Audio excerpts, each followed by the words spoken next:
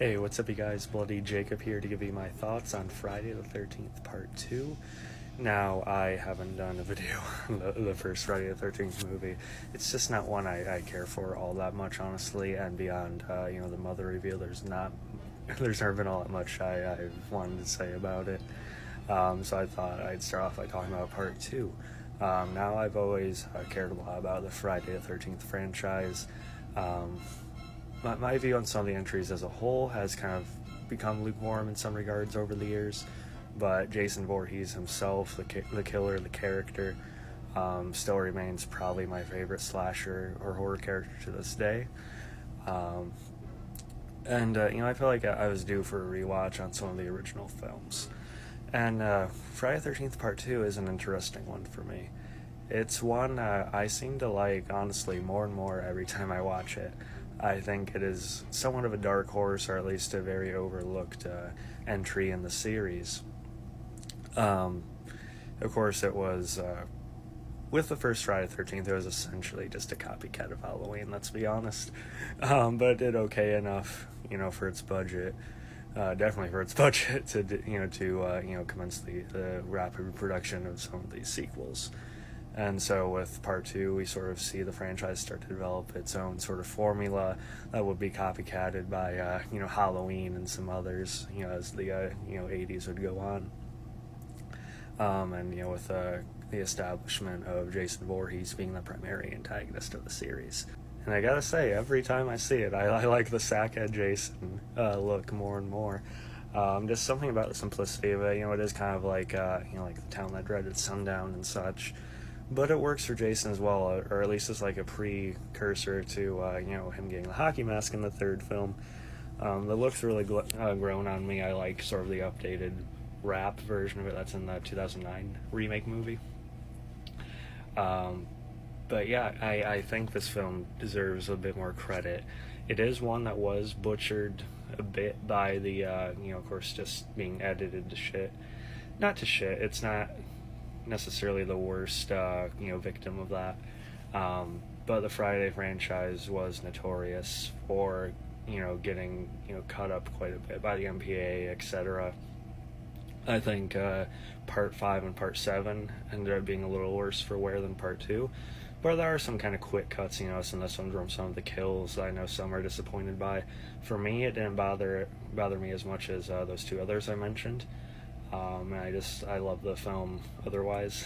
I think Amy Steele as Ginny is probably the best final girl, or maybe even the best survivor, alongside Tommy Jarvis in the franchise. I don't think she gets enough credit either. Actually having a brain in her head, the aspect of her going into child psychology, so she actually, starts talking about, Jason, what he must have went through with what happened to his mother and prior and such, and why he is what he is now, if he is, really out there. And of course, the scene with, her boyfriend talking about the legend of Jason at the campfire, I think is just kind of iconic. And just the mood in this, I think, was just, it's really simple, but so, I think, honestly, seamlessly executed. The usage of, the music, I think is really nice, and as well as the quiet. I don't know, it's just something about it. I think they hit home with this initial setup with their formula. They put the bar to. It's just a likable set of characters, or at least actors. I like Shelby Mark and Sandra as well. Paul, of course, the boyfriend, isn't bad either. I like the aspect with his mother's head and everything, and that playing into lore that's set up for Jason. And Steve Dash, who passed away in the last handful of years, did a lot of the stunts and the action sequences per se as Jason, and then you have like Warrington, Gillette, being Jason when you finally see him under the mask. I think they both did a good job. Of course, Jason's a bit more a bit more human, a bit more mortal in this one, than later entries would be. So when he does, fight, is a bit more of a, rapid sort of just, wrestling around and such. But for what it is and the movements that required of it, and just like the chase with Jenny towards the end, I think is actually nicely done. The movie is directed by Steve Miner, by the way, who also directed Part 3, which I think is a decent entry as well. He also directed Lake Placid, not to mention the 2008 Day of the Dead remake, which I highly, really, really enjoyed, on top of Halloween 20 Years Later, which is a decent entry in that franchise, so I've always enjoyed Miner's track record. And of course, The Shack, with his shrine to his mom, and by the way, the Friday the 13th game, say what you want about the multiplayer, but it recreated the maps, so well. You can just watch this movie and, oh yeah, that's dead on what it was when you were walking around in the game. So I always thought that was really fun. And Muffin, you gotta talk about the dog Muffin, and sort of the, the tenseness around, is Jason gonna hurt the dog? And then they do something to very much make you think he did, and then lo and behold, at the end of the movie, though.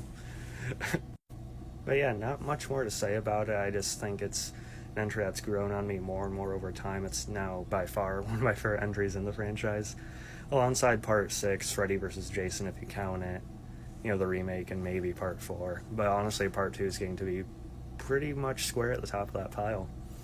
I really think so for me. Somewhat more these days of horror than what the Friday movies give, but they were established as, classics of what they're going for a reason.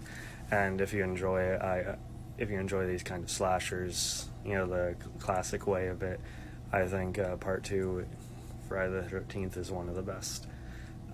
It's hard to rate something like this for me. I'd probably rate it like a B+, A- somewhere in there. But I do really enjoy this one a lot. And, I wish we'd get more discussion.